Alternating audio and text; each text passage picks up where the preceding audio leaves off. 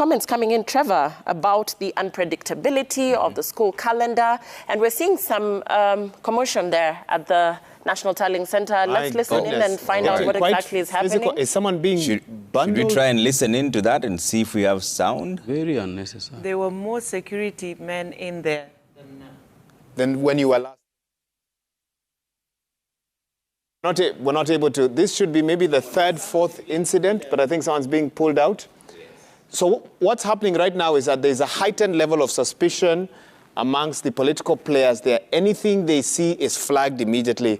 For example, I'm told a couple of minutes ago, one side of the political agents of our presidential candidate there raised concerns about an IEBC official who they deemed as suspicious. Yeah. Police actually intervened and took that official away for questioning. But the question now is, anything deemed as suspicious is acted upon. The matter is escalated immediately. This is almost what Francis Gashuru was saying earlier on, that initially there was demands for lasers to just prove that the forms that are there are the legitimate ones. Then this is also coming just a few moments after there were direct instructions that only the returning officers, officials, and the agents, official agents and the deputy agents, plus maybe one assistant, should be allowed around that region, and observers plus the media. So it's not very clear who is being ejected or even why, but there seems to be a bit of a fracas there involving the police, in as much as we know that 265 returning officers are already at the Bomus of Kenya. Let's listen into what's going on there.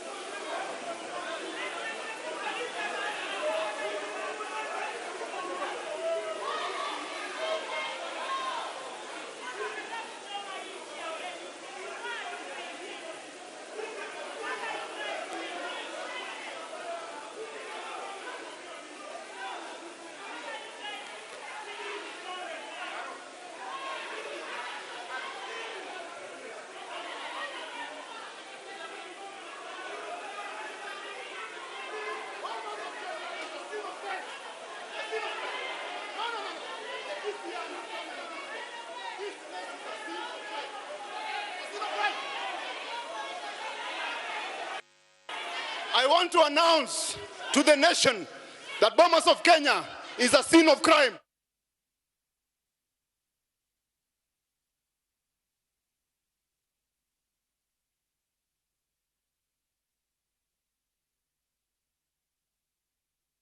Somebody has just made their way to the dais there. And this is what the IEBC was talking about yesterday, Wahiga and Trevor, when they said that security personnel would be deployed and even more police officers would be stationed there if need be. And these are some of the occurrences, perhaps, that would then essentially make security a very critical component in terms of their visibility there, their availability there, just to curb such situations. That gentleman there, we're yet to establish who exactly that was, has just made his way across the central part of the auditorium and made what seemed to be an announcement. An allegation, to be more specific, and Francis Wanderi, one of the IBC commissioners, was on hand to quickly move that gentleman away from the mic, and security also quickly, jumped in to take control of the situation. It's very worrying because only official announcements are supposed to come from that platform, not just any, for lack of a better word, Tom, Dick, and Harry can just make their way up there and address those present and the millions watching across various TV stations. But Trevor, you remember earlier on, Professor Abdi Yakub Gulie making that announcement of changing access to the Bomus of Kenya. Now you see why it was important. Only chief agents, deputy chief agents, and IBC clerks are allowed there. But as I look at the setting in this room, Trevor, it still feels like there are more people there than should be present. And Roslyn, it seems there wasn't much movement there, affirming that she's seeing a lot more people there today than when were you last there? Are they even more than when? This afternoon, but I think the crowds pick up in the evening. So it seems that most of them have not been kicked out, as was mentioned earlier on, because at the time when there were 265 returning officers there, and so far only 141 had been processed, some of the returning officers having stayed there for more than 3 days. The Chebukati mentioned that the returning officers on the queue shall proceed and also be processed through, but He said that the Bomas of Kenya will only have make access to agents, deputy chief agents, and nobody else should access Bomas. And if you notice something earlier on, Dr. Dede was saying that the politicians make their way to observers and the media only. Yes. Lillian? And we've just received information from the Bomas of Kenya that that allegation that we just heard, or an attempt at that allegation, was made by Saitabao Olekanchori. He is a chief agent, and we are at the Raila Odinga camp, and we are going to establish exactly why that happened and why he found it necessary.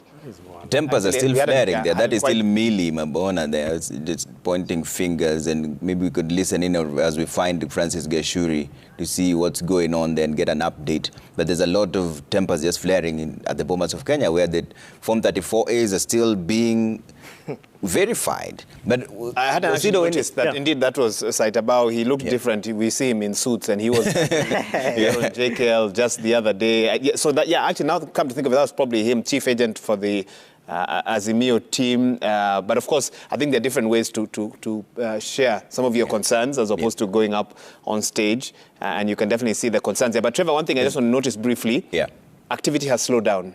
On the floor of that auditorium. We are already way behind on the schedule.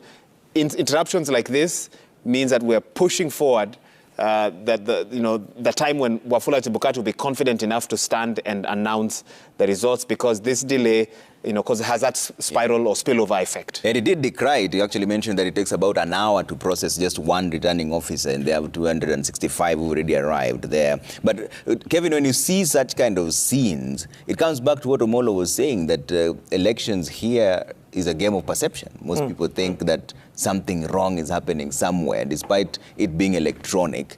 What more could IBC do then to restore the faith of the electorate in the entire process? Because when they see such scenes, then they're like, okay, maybe something is really happening somewhere. Trevor, this is a serious issue. One, of course, is a security concern, because if you look at the arrangement around the National Tallying Center, for you to get to the extent where you actually get to the speaker and make a statement, even if it is just saying hi, that is a serious, unless you are authorized. It is a serious breach of security. It is a serious breach of protocol. And what the commission can be able to do is to open up its communication mechanism, communicate to the public. And because this is being aired on live television, and it is actually